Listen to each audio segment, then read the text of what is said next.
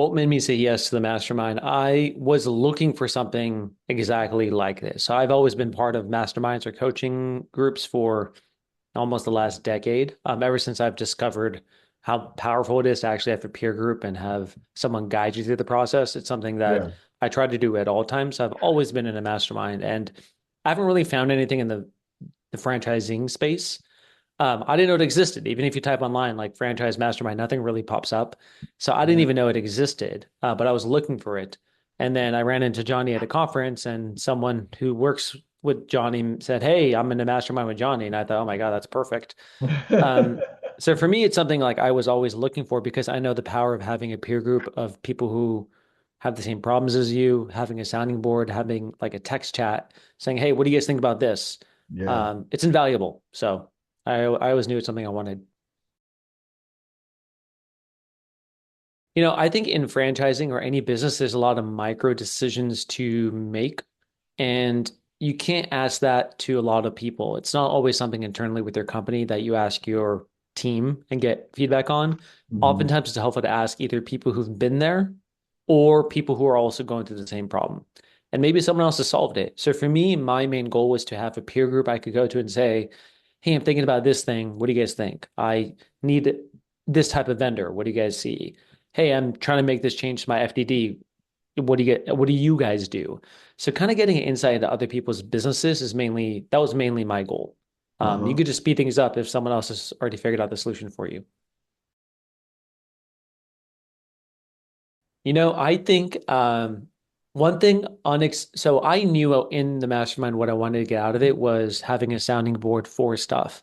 What I Hmm. didn't realize about it was the things that actually stuck with me. And Johnny, for you to know too, I love the 5% reflections that we did. And I don't know if that's still part of the structure, Johnny. Um, but it was not as only focused on business where you'd come in with business problems, but you'd actually reflect on how am I doing personally? How Right. am I doing with family? Then how am I doing with business? So it was a nice monthly call to go back and reflect on the month and realize the highs and lows. So I kind of felt that the forced reflection to get ready for the mastermind was equally as valuable as the mastermind because it Yeah. make me work through things in a very structured way, which unless you have an event that you're going to go to, you're probably not going to do. So that was Right. an unexpected benefit for me.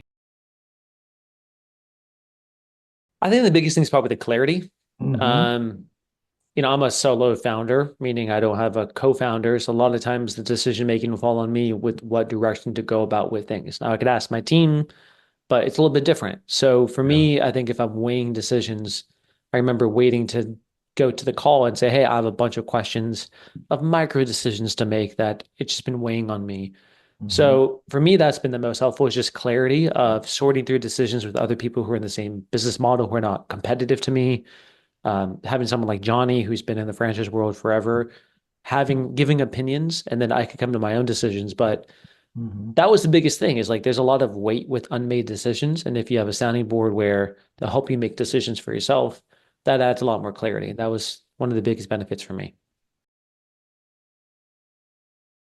Let me see if I could remember. I think there's probably a lot of concrete changes. Yeah. A lot of it honestly was the tangible stuff would be vendor connections or relationships. Uh-huh. Johnny, you have a lot of connections in the industry.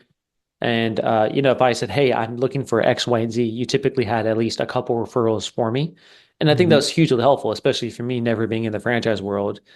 I could go to the IFA website and sort through the vendor list, and hopefully it's a vendor who's actually good, or having someone kind of pre-filter the vendors for you, I think is Hmm. helpful. So I think one big benefit for me is like if Johnny, if you refer me to someone, I know you take that referral seriously. Oh yeah. Um, because of that, it adds a little bit of a vote of confidence, and I feel like they're somewhat vetted before I speak with them, and that cuts down on the time of vetting, cuts down on spending money on someone who maybe is not going to work. So I think that was a tangible benefit is the Rolodex, Johnny's Rolodex.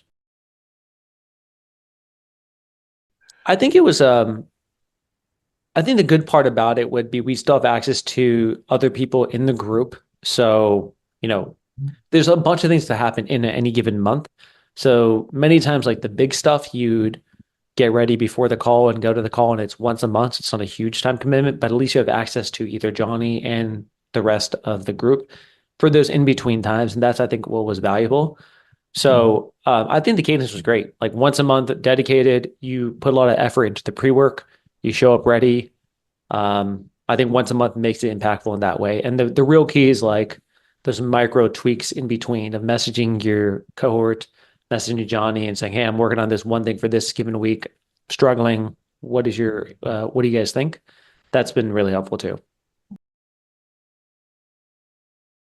To be honest, just the industry focus, the franchising focus. Franchising is such a unique industry by itself with the rules and regulations and laws about, the franchisor or franchisee relationship with things you can and can't do. Like there's so many different variables involved in franchising that it's kind of unlike any other industry. And I did not come from this background at all. So for me, this is brand new. So I've liked like the quality of the people who joined Zoreform, at least in my group. Everyone was very positive. Everyone was trying to help each other out. And I think that's kind of unique in the franchise industry is everyone truly is kind of helping each other out.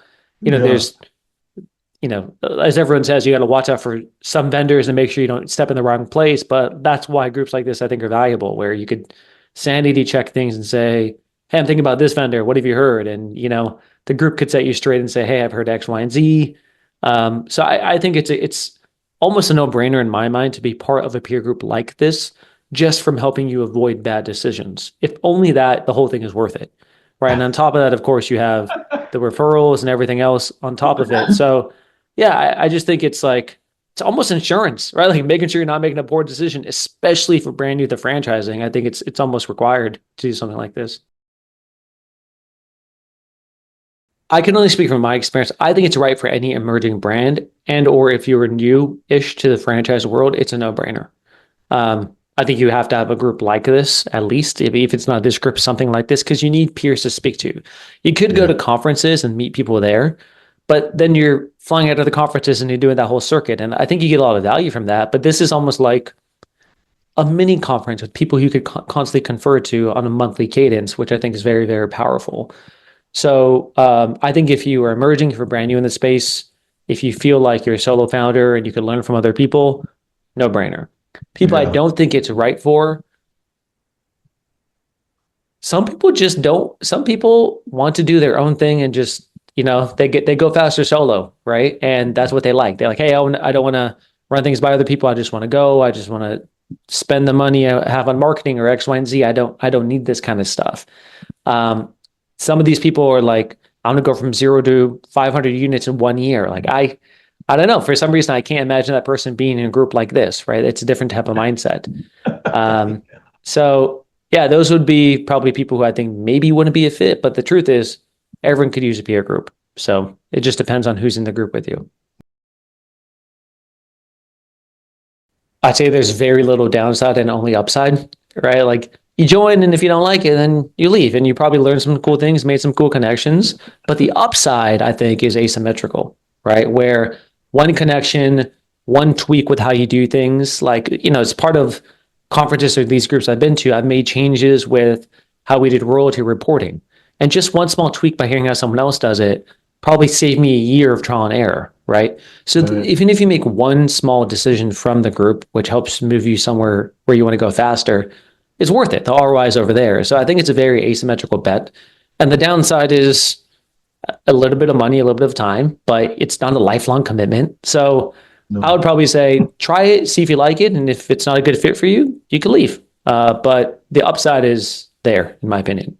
I guess, Johnny, like one thing I can say about you is I think because you're an industry veteran and very trustworthy, in my opinion, like I actually feel very comfortable even afterwards going to you and asking, hey, what do you think about this person? What do you think about this conference? What do you think about X, Y, and Z? And you're never going to, you're not trying to be politically correct and be nice and tell me, oh, it's all good when you don't think it's good. I think you'll always give me the truth. And I think you need someone like that in the franchise world. So I think a huge value is Johnny's experience, Johnny's network, the people he knows to avoid. Like that's the kind of thing which I think is invaluable.